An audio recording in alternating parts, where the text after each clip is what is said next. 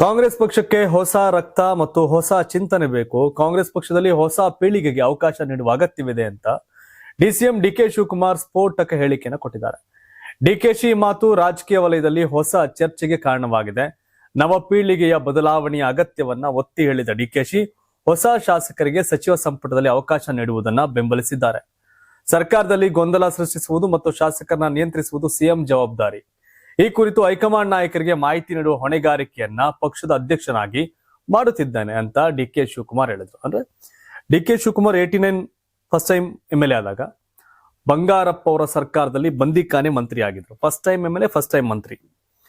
But ಈಗ ಎಲ್ಲ ಏನಾಗಿದೆ ಅಂದ್ರೆ 5 ಸರಿ 6 ಸರಿ 7 ಸರಿ ಗೆದ್ದವರೇ ಮಂತ್ರಿಗಳ ಲೆಕ್ಕಾಚಾರ ಆಯಿತು. ಹಾಗಾಗಿ ತಾನು ನಡೆದ ಬಂದ ಹಾದಿಯನ್ನ ನೆನಪು ಮಾಡ್ಕೊಂಡಂತ ಡಿಕೆ ಶಿವಕುಮಾರ್ ಇಲ್ಲ, ಫಸ್ಟ್ ಟೈಮ್ ಗೆದ್ದವ್ರಿಗೂ ಯೋಗ್ಯತೆ ಇದೆ, ಅರ್ಹತೆ ಇದೆ ಅಂದ್ರೆ ಮಂತ್ರಿಗಳಾಗ್ಲಿ ಅನ್ನೋ ದಾಳವನ್ನ ಹುರುಳಿಸಿದ್ದಾರೆ.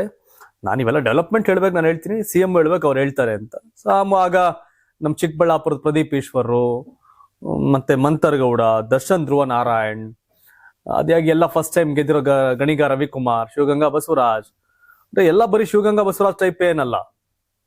ಸೊ ತಿಳುವಳಿಕೆ ಇರೋ MLAಗಳು ದರ್ಶನ್ ಧ್ರುವ ನಾರಾಯಣ್ ಎಜುಕೇಟೆಡ್, ಪೊನ್ನಣ್ಣ, ಮಂತರ್ಗೌಡ, ಆ ಪ್ರದೀಪ್ ಈಶ್ವರ್ ಆಚೆ ಈಚೆ ಆಡ್ಬೋದೇನೋ, ಸ್ವಲ್ಪ ನಡೀತಾ ಇರತ್ತೆ. ಒಂದಷ್ಟು ಆಟಗಳು ಬಿಟ್ರೆ ಕ್ವಾಲಿಫೈಡ್ ಪರ್ಸನ್, ಒಂದಷ್ಟು ಮಾತುಗಳು ನಿಲ್ಸಿದ್ರೆ. ಸೊ ಹಾಗೆ ಫಸ್ಟ್ ಟೈಮ್ ಗೆದ್ದಿರೋ MLAಗಳು ಒಂದಷ್ಟು ಯೋಗ್ಯರಿದ್ದಾರೆ, ಅರ್ಹತೆ ಇದೆ. ಹಾಗಾಗಿ ಡಿಕೆ ಶಿವಕುಮಾರ್ ಇವತ್ತಿಷ್ಟೊಂದು ಲೀಡರ್ ಆಗಕ್ಕೆ ಕಾರಣನೇ ಆ ಫಸ್ಟ್ ಟೈಮ್ ಅವಕಾಶ ಕೊಟ್ಟಿದ್ದು. ಸೊ ಈ ಹಿಂದೆ ಕೊಡ್ತಾ ಇದ್ರು, ಅವ್ನು ಯಾರೋ ಯೋಗ್ಯ ಅಂದ್ರೆ ಕರೆದಿ MLA ಟಿಕೆಟ್ ಕೊಡೋರು, ಗೆಲ್ಸೋರು, ಮಂತ್ರಿ ಮಾಡೋರು. ಈಗ ಮಾನದಂಡಗಳೇ ಬದಲಾಗ್ಬಿಟ್ಟಿದೆ. ಸೊ ಹಾಗಾಗಿ ಚೆನ್ನಾಗಿದೆ ಇದು. ಡಿಕೆ ಶಿವಕುಮಾರ್ ಏನೋ ಎತ್ತುವ ಗೊತ್ತಿಲ್ಲ, ಬಟ್ ಫಸ್ಟ್ ಟೈಮ್ MLA ಆದವರು ಸಮರ್ಥರು ಯಾರವರಲ್ಲ, ಅವ್ರು ಮಂತ್ರಿ ಆಗೋದು ಒಳ್ಳೇದು. 2 ಬಾರಿ ಪಕ್ಷವನ್ನ ಅಧಿಕಾರಕ್ಕೆ ತಂದಿದ್ದೇನೆ, DCM ಆಗಿದ್ದೇನೆ, ಸಾಮರ್ಥ್ಯ ಇಲ್ಲದೆ DCM ಮಾಡ್ತಾರ? ಸಾಮರ್ಥ್ಯದ ಬಗ್ಗೆ ನನ್ನ ವಿಷಯದಲ್ಲಿ ಯಾರು ಪ್ರಶ್ನೆ ಮಾಡುವಂತಿಲ್ಲ ಅಂತ ಗೃಹ ಸಚಿವ ಪರಮೇಶ್ವರ್ ತಮ್ಮ ವಿರೋಧಿಗಳಿಗೆ ತಿರುಗೇಟು ಕೊಟ್ಟಿದ್ದಾರೆ. ಅಧಿಕಾರ ಹಂಚಿಕೆ ವಿಚಾರದಲ್ಲಿ ಮಾಜಿ ಸಚಿವ KN ರಾಜಣ್ಣ ಹೇಳಿಕೆಗೆ ಪ್ರತಿಕ್ರಿಯೆ ನೀಡಿದ್ದು, ಅದರಲ್ಲಿ ಏನಾದ್ರು ತಪ್ಪಿದ್ಯಾ? ತಪ್ಪಿದ್ರೆ ಹೇಳಿ, ಸರಿ ಮಾಡೋಣ. ಸಾರ್ವಜನಿಕವಾಗಿ ಹಾದಿ ಬೀದಿಯಲ್ಲಿ ಚರ್ಚೆ ಮಾಡೋದಲ್ಲ, ಏನಿದ್ರು ಹೈಕಮಾಂಡ್ ಜೊತೆ ಕ್ಲೋಸ್ ಡೋರ್ ನಲ್ಲಿ ಚರ್ಚೆ ಮಾಡಬೇಕು. ಇಲ್ಲಾಂದ್ರೆ ಕಾಂಗ್ರೆಸ್ ಶಾಸಕಾಂಗ ಪಕ್ಷದ ಸಭೆಯಲ್ಲಿ ಅಭಿಪ್ರಾಯ ಮಂಡಿಸಬೇಕು. ನಂತರದಲ್ಲಿ ಸಾಧಕ ಬಾಧಕಗಳ ಬಗ್ಗೆ ಚರ್ಚೆ ಆಗಲಿದೆ ಅಂತ ಪರಮೇಶ್ವರ್ ಹೇಳಿದ್ರು. ಪರಮೇಶ್ವರ್ 2013 ಮುಖ್ಯಮಂತ್ರಿ ಆಗ್ಬೇಕಾಗಿತ್ತು.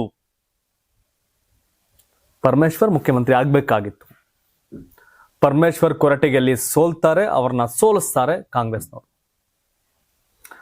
ಪರಮೇಶ್ವರ್ ಸೋಲಿನಲ್ಲಿ ಪಾತ್ರ ಸಿದ್ದರಾಮಯ್ಯನವ್ರದಿದೆ ಅಂತ ಚರ್ಚೆಗಳು.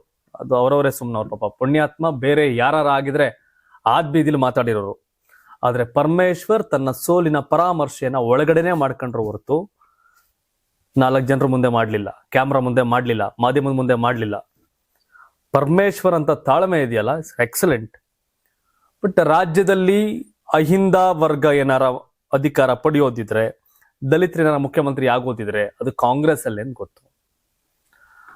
ಖರ್ಗೆ ಅವ್ರಿಗೆ ಅನ್ಯಾಯ ಆಗಿದೆ, ಪರಮೇಶ್ವರ್ಗೆ ಅನ್ಯಾಯ ಆಗಿದೆ.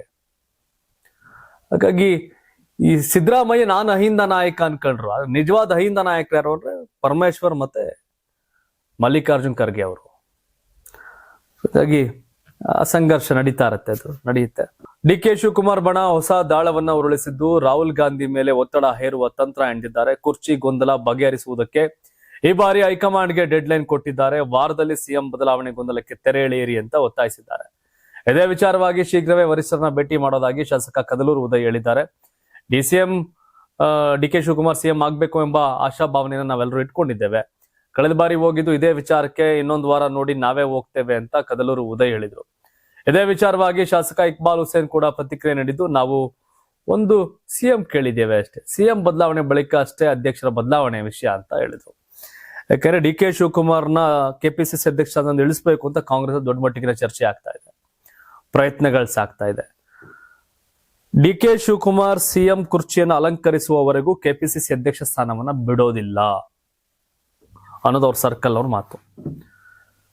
ಡಿಕೆ ಶಿವಕುಮಾರ್ ಅವ್ರನ್ನ ಸಿಎಂ ಮಾಡಿ ಕೆಪಿಸಿಸಿ ಅಧ್ಯಕ್ಷ ಪದವಿ ಖಾಲಿ ಆಗುತ್ತೆ. ಕೆಪಿಸಿಸಿ ಅಧ್ಯಕ್ಷ ಪದವಿ ಬಿಡದೆ ಅವತ್ತು ಅಂತ. ಡಿಕೆ ಶಿವಕುಮಾರ್ ಬಗ್ಗೆ ಎಲ್ರಿಗೂ ಗೊತ್ತು, ಈ ಸ್ಟ್ರಾಂಗ್ ಅಂಡ್ ಪವರ್ಫುಲ್ ಮನುಷ್ಯ. ದಂಡ್ಗೆ ಎದ್ರಲ್ಲ, ದಾಳಿಗೆ ಎದ್ರಲ್ಲ, ಇನ್ನಿವಕ್ಕೆಲ್ಲ ಎದುರ್ತಾರ ಅಂತ ಗೊತ್ತು. ಡಿಕೆ ಶಿವಕುಮಾರ್ ಲೆಕ್ಕಾಚಾರ ಗೊತ್ತು ಎಲ್ರಿಗೂ. ಆದ್ರೆ ಕಾಂಗ್ರೆಸ್ ಅಲ್ಲಿ ಅವ್ರ ತಾಳ್ಮೆಯನ್ನ ಪರೀಕ್ಷೆ ಮಾಡೋ ಕೋರ್ಟ್ ಆಗಿ ಕಾಣ್ತಿದೆ. ಆದ್ರೆ ಡಿಕೆ ಕಡೆಯವರು ಒಪ್ಪಕ್ಕೆ ರೆಡಿ ಇಲ್ಲ. Karnataka TV leader 2025 best MLA nomination Bengaluru ವಿಭಾಗ ಎಸ್ಆರ್ ವಿಶ್ವನಾಥ್ ಯಲಹಂಕ ಕ್ಷೇತ್ರ, ಪ್ರಿಯಾ ಕೃಷ್ಣ ಗೋವಿಂದರಾಜನಗರ ಕ್ಷೇತ್ರ, ಎಚ್ಸಿ ಬಾಲಕೃಷ್ಣ ಮಾಗಡಿ ಕ್ಷೇತ್ರ, ಸತೀಶ್ ರೆಡ್ಡಿ ಬೊಮ್ಮನಹಳ್ಳಿ ಕ್ಷೇತ್ರ, ಉದಯ್ ಬಿ ಗರುಡಾಚಾರ್ ಚಿಕ್ಕಪೇಟೆ ಕ್ಷೇತ್ರ, ಎಸ್ ರಘು ಸಿವಿರಾಮನ್ ನಗರ ಕ್ಷೇತ್ರ, ರಿಜ್ವಾನ್ ಅರ್ಷದ್ ಶಿವಾಜಿನಗರ ಕ್ಷೇತ್ರ, ಎನ್ಎ ಆರಿಸ್ ಶಾಂತಿನಗರ ಕ್ಷೇತ್ರ, ಶರತ್ ಬಚ್ಚೇಗೌಡ ಹೊಸಕೋಟೆ ಕ್ಷೇತ್ರ, ಧೀರಜ್ ಮುನಿರಾಜು ದೊಡ್ಡಬಳ್ಳಾಪುರ ಕ್ಷೇತ್ರ, ಎನ್ ಶ್ರೀನಿವಾಸಯ್ಯ ನೆಲಮಂಗಲ ಕ್ಷೇತ್ರ, ಎಂ ಕೃಷ್ಣಪ್ಪ ಬೆಂಗಳೂರು ದಕ್ಷಿಣ ಕ್ಷೇತ್ರ. ಕರ್ನಾಟಕ ಟಿವಿ ವಾಟ್ಸ್ಆಪ್ ಚಾನೆಲ್ ಮೂಲಕ ವೋಟ್ ಮಾಡಿ ಹಾಗೂ ಇವರಲ್ಲಿ ಬೆಸ್ಟ್ ಎಂಎಲ್ಎ ಯಾರು ಕಮೆಂಟ್ ಮಾಡಿ. ನೀವು ಸಣ್ಣ ಆಗ್ಬೇಕಲ್ವಾ? ಅದು ಒಂದು ಉತ್ತಮ ಆಹಾರದಿಂದ ಸಣ್ಣ ಆಗ್ಬೇಕಲ್ವಾ? ಪ್ರತಿದಿನ ನಮ್ಮ ಜೀನಿ ಸ್ಲಿಮ್ ನ ಯೂಸ್ ಮಾಡಿ ಯಾವುದೇ ಸೈಡ್ ಎಫೆಕ್ಟ್ ಇಲ್ದಂಗೆ ನೀವು ಸಣ್ಣ ಆಗ್ತೀರಾ.